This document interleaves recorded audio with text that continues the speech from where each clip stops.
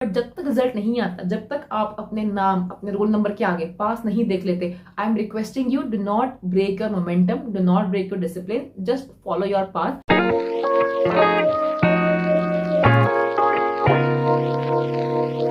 Hare Krishna and hello to all of you. So finally वो दिन आ चुका है जिसका आप लोगों को 6 महीने से इंतजार था, जिस दिन के लिए आप लोगों ने 6 महीने से डट कर मेहनत करी थी। मैं बात कर रही हूँ the FMG exam of July 2025, जो हुआ है 26 ऑफ जुलाई को। एग्जाम की बात करें तो exam was between difficult to moderate. Paper 1 was quite on the difficult side because of the long lengthy questions and calculations in PSM, although paper 2 was on the bit of easier side. So now that the exam has been done, what to do? What's next? आप में से काफी लोगों के plans होंगे trips पे जाने के, पार्टीज प्लान कर रखी होंगी, कोई गेट टुगेदर प्लान कर रखा होगा, काफी सारे लोगों से मिलना होगा जो आप काफी टाइम से नहीं मिले हैं, बहुत सारी स्टोरीज पोस्ट करनी होंगी, रील्स डालनी होंगी, etcetera etcetera. But first of all watch this video till the end so to think what to implement, what not to implement. So FMG exam का result comes within 10 or 20 days।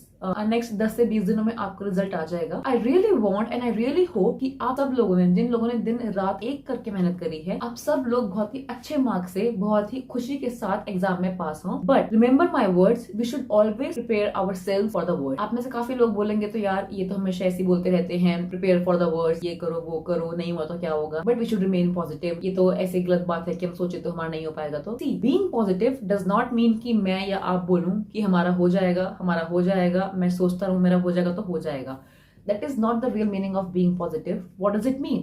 Being positive really means कि if I pass my exam, I am really grateful to the God. But if I don't, God forbid, if I don't pass the exam, I'll prepare myself for the worst and I will not let that affect my inner peace. That is the real meaning of being optimistic. See, इस exam से पहले भी जिस दिन exam होगा, आपके पास कुछ ऐसे सब्जेक्ट्स होंगे जो आप लोग नहीं पढ़ के गए होंगे, या फिर आप लोग उसमें वीक होंगे, या फिर आप लोग सोच रहे होंगे अगर I am not so confident in this subject, but अगर इस सब्जेक्ट से काफी सारे क्वेश्चंस आ जाते हैं, then my result will be in a dicey position. For example, when I was giving my FMG exam, I was really weak in microbiology, ophthalmology and ENT। So आपके पास भी ऐसे कुछ सब्जेक्ट्स होंगे जो आपके वीक होंगे, या आपने नहीं पढ़े होंगे, या फिर आपने बहुत सुपरफिशियली टच कर रहे होंगे। See, the whole world is distracted, everyone is busy in partying and planning for trips, but you have to prioritize yourself always. I am not saying you do not take a break. You should take a break of a day or a two, but do not break your momentum, because what will happen, God forbid, अगर आपका ये exam नहीं हो पाता, then आपने 10-20 दिन तो ऐसे मस्ती में निकाल दिए, एंड देन आपका जो रिजल्ट होगा उसका आपका कुछ इमोशनल ट्रॉमा होगा, कुछ आपको इफेक्ट कर रहा होगा, तो देन आपको पूरा पढ़ाई के लिए बैठने में it will take 2 to 3 weeks आराम से। लेकिन अगर आपने अपना मोमेंटम ब्रेक नहीं किया, आपने अपने आप को वर्स्ट रिजल्ट के प्रिपेयर करके रखा, अपने आप को मेंटली सेट करके रखा, if I pass it's great, if I don't pass then I have a strategy, I have a plan that what to do next, then you won't be in a bad situation. For example, I will tell you what I did after my exam. I took a break of 2 days, and then later I knew that I was really weak in microbiology, because my microbiology के notes was around 70 pages, around 60-70, and I could not revise the whole microbiology properly. So I knew that I have to concise these notes somehow, in some way, so that I will be able to revise and I will be much more confident. So what I did, I just converted my notebook into a landscape form, and I made few columns. Number 1 was the name of the bacteria, number 2 the type or the classification, like gram negative, gram positive, etc. And then third was the special features of the bacteria, like which enzyme it secretes some special structure, like spirochete, flagella, etc. The fourth was which kind of manifestations or clinical features comes with this disease, whether it's cutaneous or whatever in depth it was there. And the next column was how to diagnose it, what were the required investigations for that particularly bacteria, virus, fungi or parasite. And the last column was a treatment. ऐसे करते करते मैंने अपनी पूरी microbiology, I just concised it in almost 15 pages, max to max 15 pages, and that was humanly feasible for me to revise than those 60 pages, because 60 pages में there were few extra information also that was not required during revision, because I have read it 2 or 3 times. So like this, I have concised my ophthalmology note, microbiome notes, and I was halfway through the ENT notes when my exam result came, and by God's grace I passed it. So आपको अपने आप के लिए तैयारी करनी है। You should never ever break your discipline. See motivation आएगा, motivation जाएगा। मोटिवेशन पे हमें निर्भर नहीं रहना है, हमें अपना डिसिप्लिन पे निर्भर रहना है। Discipline is the one thing that will take you miles and miles forward in your life, in your journey. तो अगर आपका रिजल्ट होता है, नहीं होता है, you should always focus on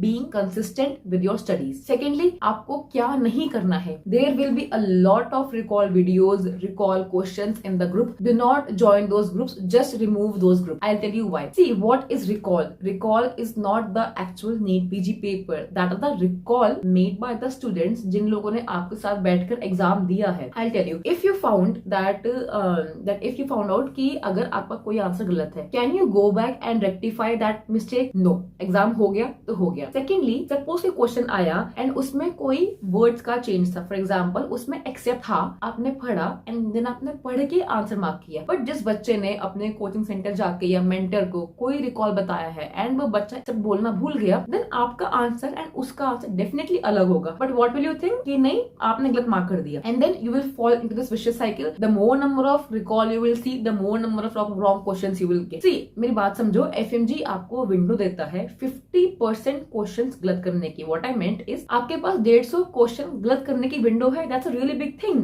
unlike NEET PG जहां पर आपका एक क्वेश्चन गलत होने से आपकी थाउजेंड्स ऑफ रैंक पीछे गिरती है। It's not a competitive exam. आपको अपने आप में बस 150 मार्क्स आने हैं। तो अगर 300 में से आपके 150 क्वेश्चन भी गलत है, स्टिल यू विल पास। अगर आपके 50, 60, 70 क्वेश्चन गलत है, still you will get a marks of more than 200। So never ever fall into this vicious cycle of recall, because recall will not help you even in preparation. If you really want to help yourself in preparation, sit back and study and make a discipline and make a rule of working on your weaker subjects. Need not to go from cover to cover of all the subjects in these 10-20 days. Focus upon your weaker subjects. जिन subjects की वजह से आपका result आपके favour में नहीं आ पाया, जिससे कि आपको सेम मिस्टेक वापस रिपीट ना करनी पड़े। अगर आपने इस 10-20 दिनों में कोई भी 2 या 3 सब्जेक्ट की ग्रिप स्ट्रॉन्ग कर ली, आप देखोगे जिन सब्जेक्ट्स को आपको पढ़ने से इतना डर लगता था, जिससे आप भागा करते थे, अब वो आपको इतना केक वॉक हो चुका है कि कोई भी क्वेश्चन आ जाए, you are so easily doing it, because आपने मुश्किल समय में उन सब्जेक्ट्स को नहीं छोड़ा, अपनी ग्रिप बनाई, उस पर डे बाय डे प्रैक्टिस करी, कंसाइज किया।